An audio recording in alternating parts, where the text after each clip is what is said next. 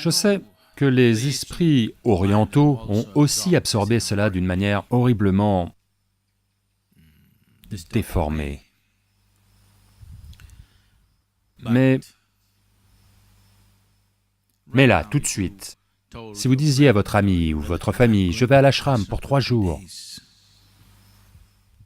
il deviendrait très gentil avec vous et demanderait, « Pourquoi? Qu'est-ce qui ne va pas ?»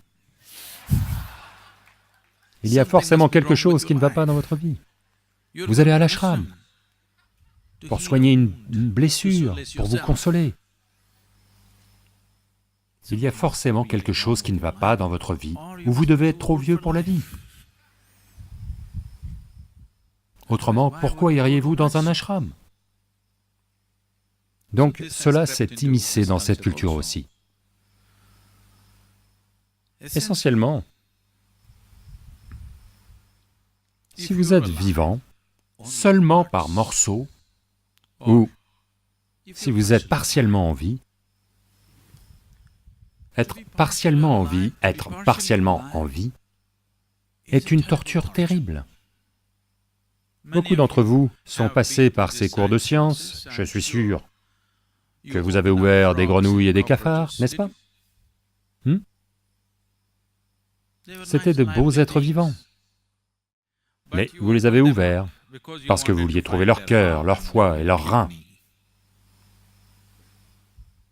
Être à moitié en vie est une torture. Avez-vous vu cela? Être à moitié en vie est toujours une torture. C'est la torture qu'une grande partie de l'humanité traverse en ce moment parce qu'ils sont à moitié vivants. Seule une partie d'eux est devenue vivante. Seul leur physique et leur mental ont pris vie. Le reste doit encore prendre vie. Les gens à moitié vivants vont souffrir de tout. Ils vont souffrir de l'ignorance, ils vont souffrir de l'éducation, ils vont souffrir de la pauvreté, ils vont souffrir de la richesse, ils vont souffrir d'être seuls, ils vont souffrir d'être en couple. S'ils ne sont pas mariés, ils souffrent. S'ils sont mariés,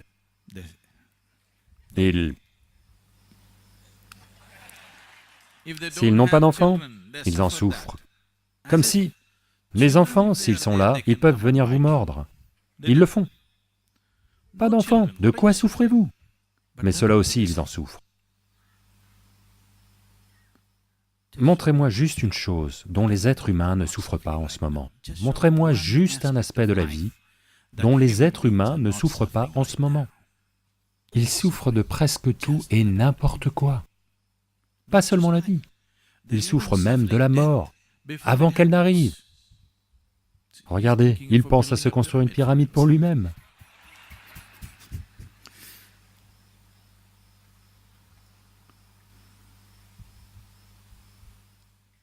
Ce qui est et ce qui n'est pas, il souffre de tout.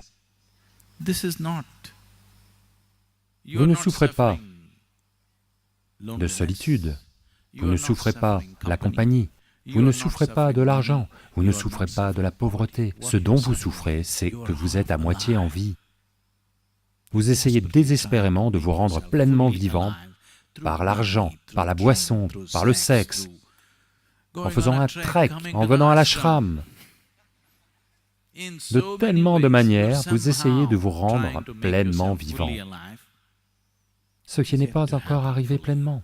Ici et là, vous ressentez un éclat de vitalité, mais à nouveau, ça reflue.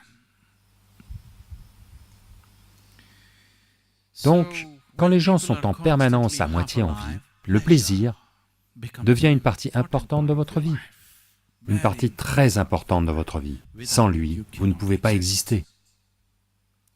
Le plaisir devient primordial dans votre vie quand vous n'êtes qu'à moitié en vie, quand la physicalité est tout ce que vous connaissez. Le plaisir devient d'une immense importance dans votre vie.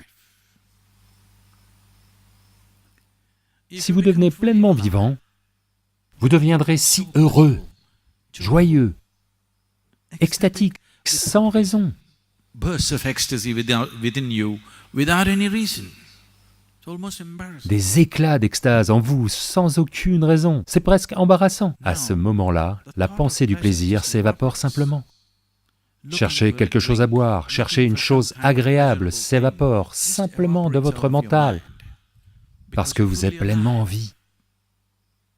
Quand vous êtes pleinement vivant, le plaisir disparaît. Quand vous êtes à moitié mort, le plaisir est une chose très importante.